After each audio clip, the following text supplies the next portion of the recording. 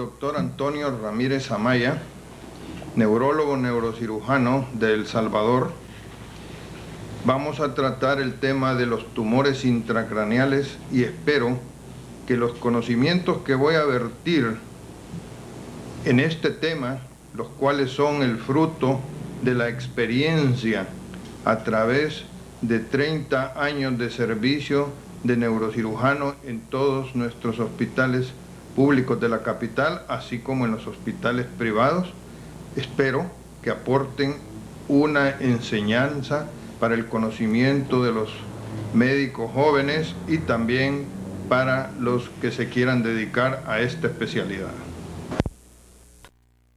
Medicina respecto a tumores intracraneales fueron reportados por Luis en el año de 1774, pero no fue sino hasta el año de 1879 que McEwen hace la primera intervención de un tumor intracerebral, reportado en los anales de la neurocirugía, pero el paciente fallece.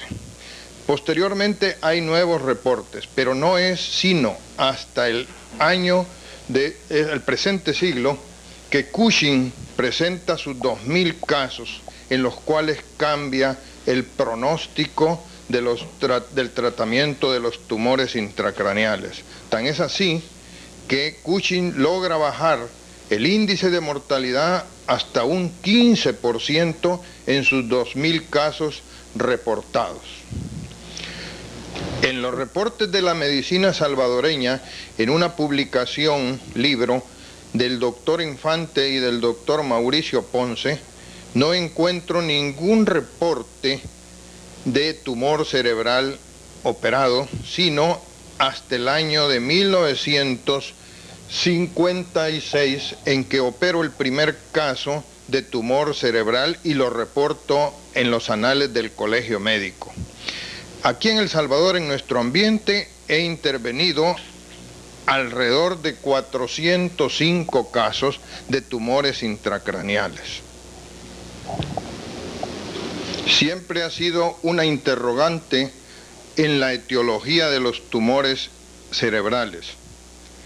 No se conoce ningún factor etiológico dado por cierto, pero sí últimamente, por ejemplo, en las enfermedades y tumores relacionados con las amartoblastomatosis, en las cuales forman este grupo la neurofibromatosis o enfermedad de von Recklinghausen, el von Hippel-Lindau, la esclerosis tuberosa.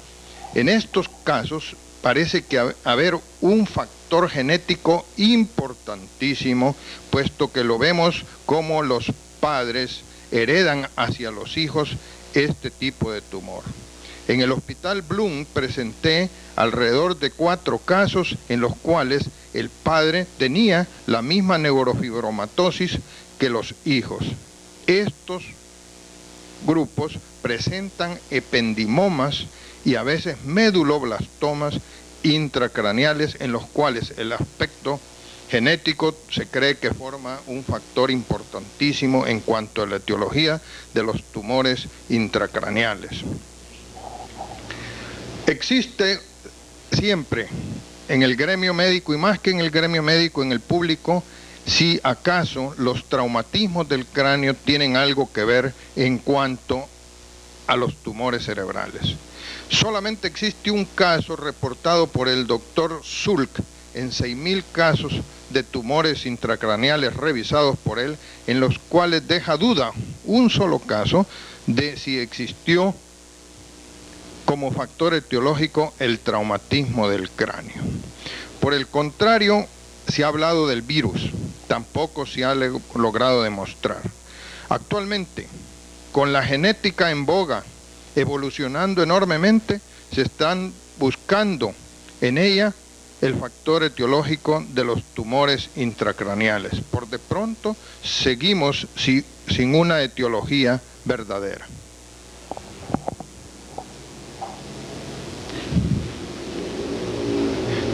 Cushing hace también uno de los primeros análisis en cuanto a la incidencia de los tumores intracraneales, y él encuentra que en el Johns Hopkins en Estados Unidos, por cada 100 admisiones de pacientes de la consulta externa, un caso corresponde a tumores intracraneales. En un análisis trabajo sobre hipertensión intracraneal de 641 casos que hice en el Hospital Rosales, en un reporte inicial, que hace el doctor Cushing en el Johns Hopkins de Estados Unidos, él encuentra que por cada 100 admisiones de pacientes de consulta externa, un paciente presenta tumor cerebral. En nuestro ambiente varía. Por ejemplo, en un estudio que hice de 641 admisiones al Hospital Rosales, encontramos que un caso por cada 150 admisiones presentaba cuadro de hipertensión intracraneal, y apenas de ellos un 70% representaba sospecha de tumor intracraneal. En la consulta externa es todavía más rara la presencia de los tumores intracraneales, porque son pacientes que pueden consultar en forma más prematura. También tenemos que en esa revisión vimos que la incidencia de 350 tumores en un reporte preliminar, encontramos que los meningiomas representan el grupo con mayor frecuencia de los tumores intracraneales, y es del 20%. Estos son pacientes operados y que presentan un reporte preliminar que hice sobre meningiomas operados en El Salvador. En niños, por el contrario, en mi estancia en el Hospital Benjamín Bloom, se operaba gran cantidad de tumores intracraneales, sobre todo de las fosas posteriores, y correspondía a estos la predominancia a los meduloblastomas, a los ependimomas y también a los astrocitomas, sobre todo astrocitomas de la fosa posterior, como veremos posteriormente en unas imágenes. Puedo decir que el paciente que más joven fue operado en el Hospital Bloom fue un paciente de 3 meses con un astrocitoma tremendamente maligno del lóbulo frontal con erosión del hueso. Este tumor, ante la duda, fue mandado a los Estados Unidos y allá también lo reportaron como un astrocitoma de una malignidad severa. La cisticercosis cerebral, quiero hacer énfasis que en nuestro ambiente el 30% de los casos de hipertensión intracraneal, coincide esto con otros países como en México, representan la causa de las hipertensiones intracraneales. Es importante hacer notar que en nuestro ambiente se hizo el primer reporte de cisticercosis allá por los años de 1960. De los tumores intracraneales, preferentemente en los reportes que hicimos, vemos que el lóbulo frontal tiene la mayor frecuencia, sobre todo en los gliomas, el parietal, que da una rica sintomatología clínica, en el lóbulo temporal y la hipófisis. Quiero hacer énfasis de un trabajo de tumores de hipófisis, 40 casos operados, el cual sirvió de tesis para uno de mis alumnos, y en los cuales analizamos toda la gama de sintomatología y signos de los tumores de esta región en combinación con el hipotálamo. Por el contrario, en los niños el sitio con más frecuencia fue el cerebelo. Clasificación de los tumores intracerebrales, no existe todavía una definición entre los investigadores, neurólogos, neurocirujanos e histopatólogos definitiva a la clasificación misma. Sin embargo, Cushing con el doctor Bailey fueron los primeros que se basaron en un estudio, sobre todo clínico-patológico, del doctor Bailey, en un libro precioso editado por él, en el cual hace la primera clasificación de los tumores intracraneales. Pero no es más tarde, sino hasta al año del 30, que el doctor Ortega logra hacer una clasificación mejor basada en la citogenética de los tumores intracraneales. En Suiza se trató de llegar a acordar una clasificación definitiva de estos tipos de tumores. Podemos decir que quizás la más aceptada es la que les voy a presentar actualmente, y que son las células nerviosas, los ganglioneuromas, en los cuales encontramos los neuroblastomas, los neuroepiteliomas, entre los cuales encontramos el ependimoma, los retinoblastomas, que son muy frecuentes en los niños, de los cuales operamos una fuerte cantidad en el Hospital Bloom, y los derivados de la glía, los llamados gliomas, entre los cuales encontramos los astrocitomas, que sufren diversas clasificaciones, los oligodendrogliomas y los meduloblastomas. Los nervios, tumores derivados de los nervios craneales, los neurofibromas, que tienen relación con la neurofibromatosis. Los meningiomas, tumores derivados de las meninges, entre los cuales hemos estudiado 70 casos, de los cuales fueron operados 40. Los tumores vasculares, o sea, los hemangiomas, de los cuales hemos intervenido 2 en una forma indirecta. Los paragangliomas, tumores de los cuerpos carotídeos, los tumores de la glándula pineal, los pinealomas y los tumores de la hipófisis, de los cuales hemos hecho un reporte de 40 casos, sobre todo en los cuales predominan los adenomas cromófobos, los eosinófilos. Siempre hay una mezcla en el estudio histopatológico de las células cromófobas, eosinófilas y basófilas, pero son las cromófobas las que dan el tumor. Tenemos un caso de tumor basófilo, el cual es bastante raro, del cual voy a presentar unas imágenes posteriormente, y un caso de carcinoma de la hipófisis, el cual es de una evolución muy rápida, con un desenlace fatal y casi siempre prematuro. El diagnóstico de los tumores intracraneales, que quizás es el factor más importante, debemos pensar siempre que la clínica, la neurología como base, es lo más importante para llegar al descubrimiento de los tumores cerebrales como causa de hipertensión intracraneal. Dentro de los síntomas y signos que provocan los tumores cerebrales, estos son manifestados primeramente por la presión de la masa misma tumoral. El cráneo está apenas aceptando un 10% de aumento de su presión para poder dar síntomas y signos hacia el explorador. También tenemos como causa de las manifestaciones de los tumores intracraneales el edema cerebral que provocan los mismos tumores por la compresión venosa más que nada, así como secundariamente por la arterial.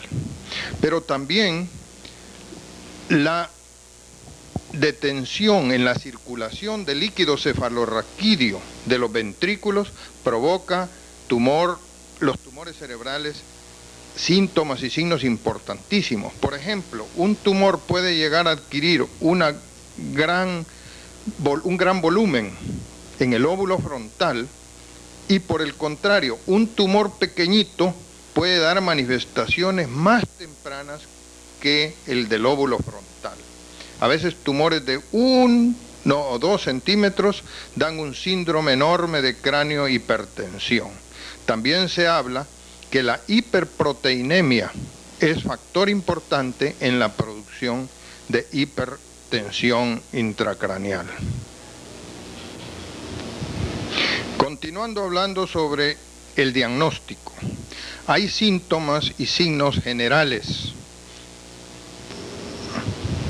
Continuando sobre el diagnóstico, hay síntomas y signos los cuales les podemos llamar de orden general no localizativos, que son importantísimos. Por ejemplo, la jaqueca.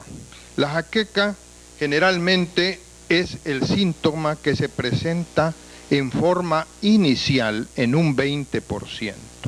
Posteriormente, cuando el tumor ha aumentado su volumen, encontramos que se presenta en el 70% de los casos. En cuanto al vértigo, el vértigo también forma un gran síntoma importantísimo que representa el 15%. El vértigo es producido por el aumento de presión intracraneal por la relación que existe entre la cavidad craneal con el oído interno.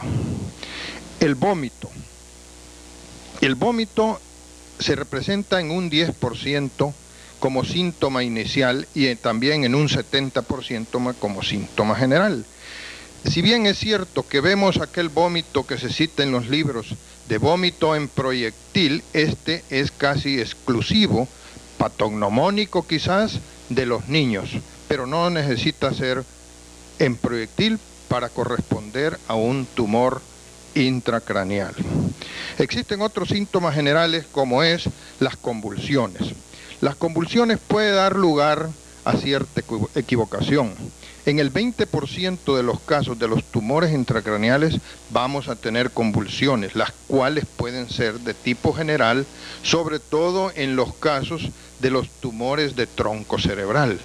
Vamos a analizar después las convulsiones de orden localizativo, pero sí son importantísimas y, como cosa importante, siempre que tengamos un paciente con toda esta sintomatología y signología, vienen las manifestaciones oculares. Entre las manifestaciones oculares viene la disminución de la agudeza visual, o sea, el papiledema. El papiledema es importantísimo y por eso insisto que todo médico, así como tiene su estetoscopio para oír el corazón, debe tener también el oftalmoscopio para poder ver el fondo de ojo, entre los cuales se pueden ver también los síntomas preliminares de la arterioesclerosis. Los signos y síntomas de los signos vitales son importantes. Se me escapaba, son los cambios de la personalidad del paciente con tumor intracraneal. ¿Quién nos recuerda al paciente con cefalea enorme que llega a la clínica o a los consultorios generales mostrando indiferencia al ambiente, desorientación en tiempo y espacio y también en ciertos casos de tumores del lóbulo frontal haciendo chistes sin sentido? Por lo tanto, los cambios de la personalidad se presentan en 21% de los pacientes, a veces en una forma tardía, ya cuando la hipertensión intracraneana es verdaderamente fuerte. Los signos vitales, como es la bradicardia, se presentan con gran frecuencia en los tumores intracraneales, pero ya en los periodos finales, así como también la bradipnea y el chain stop, que es patognomónico de los pacientes que están en la fase terminal de la hipertensión intracraneal. Existen los síntomas y signos focales, los cuales son los que dan el diagnóstico topográfico de los tumores intracraneales. Por ejemplo, las paresias o parálisis, que son casi siempre localizativas de las regiones frontal y parietal. En el cerebelo, por ejemplo, tenemos las manifestaciones de ataxia y dismetría. Y existe también el Babinski, que es uno de los signos patognomónicos de lesión del área piramidal intracraneal. Las afasias y apraxias. Las afasias sobre todo en los hemisferios izquierdos. La apraxia, que es un síntoma predominante de tumores intracraneales del hemisferio cerebral, sobre todo en las lesiones profundas. La persona entiende la orden que le da el neurólogo, pero no puede ejecutar. Es localizativa de hemisferio predominante. La diabetes insípida.